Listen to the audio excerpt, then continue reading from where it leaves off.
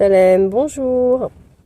Bienvenue à toi, thérapeute bien-être qui veut faire exploser ton business. Si, comme moi, tu veux réussir l'équilibre vie pro, vie perso et que tu penses que être organisé, c'est quelque chose qui va t'y aider, avoir un mindset de winner, ça va aussi t'aider.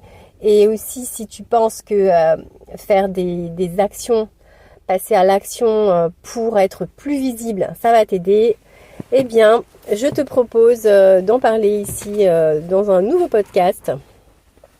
Et je vais commencer par te parler d'organisation.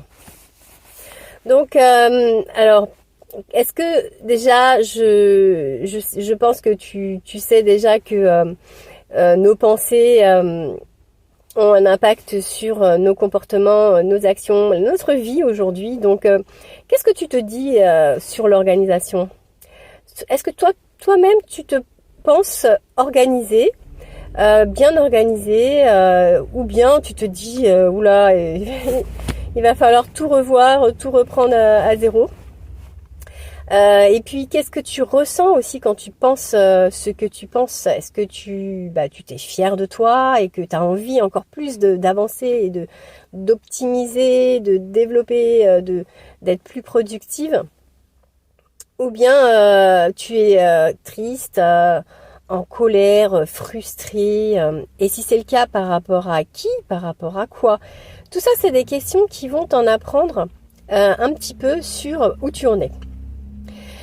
Et je ne vais pas te l'apprendre, bien évidemment, si tu bloques à ce niveau-là, au niveau de l'organisation, que tu n'arrives pas à dépasser tes blocages, eh bien, c'est qu'il y a sûrement des avantages à cela, à penser cela. Et alors, comment ça, des avantages à pas être organisé ? Ben oui, évidemment, on se cache derrière des croyances et puis c'est peut-être la solution facile aussi pour se sentir protégé de la nouveauté, je ne sais pas. Ça peut être des bénéfices complètement inconscients, hein, que par exemple il y a une petite voix qui veut donner raison à l'éducation que tu as eue. Et du coup, inconsciemment, ça nous arrange. Parce que du coup, on donne raison à nos parents, par exemple, si on l'a entendu dans notre enfance. Ou alors,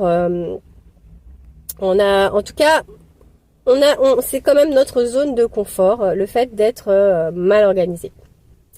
Et c'est difficile de s'en séparer. Donc, première étape, eh bien, se poser cette question-là et répondre, mais pas forcément s'appesantir sur la question.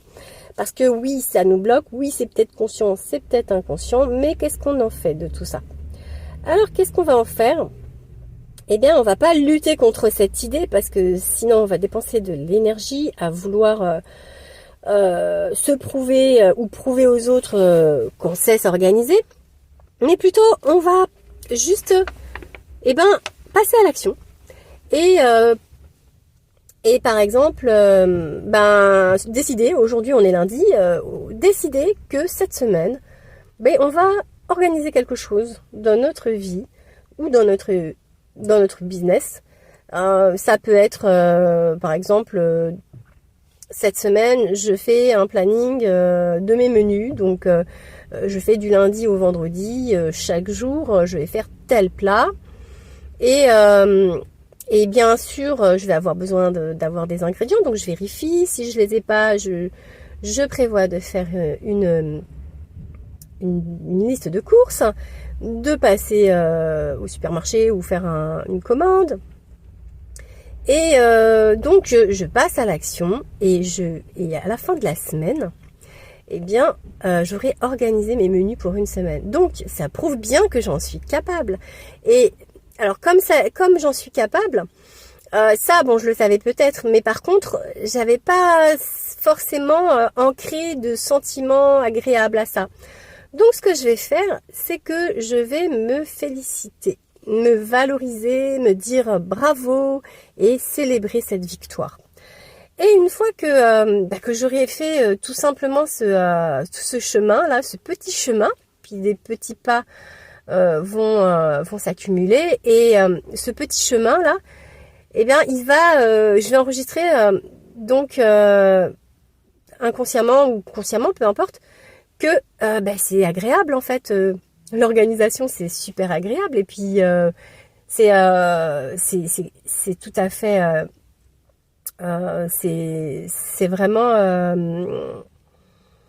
je cherche le terme, mais en fait c'est à ma portée en fait, tout simplement. C'est à notre portée, on peut vraiment tout apprendre. C'est juste une compétence que, comme toutes les autres, on doit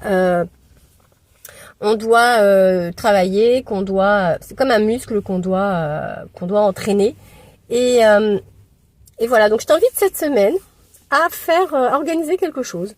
Ça peut être par exemple de faire un post par jour. Ça peut être pas mal aussi, parce que du coup ça va faire toute la semaine, tu vas en faire 5, et puis ça sera facile pour toi d'en programmer la semaine d'après 3.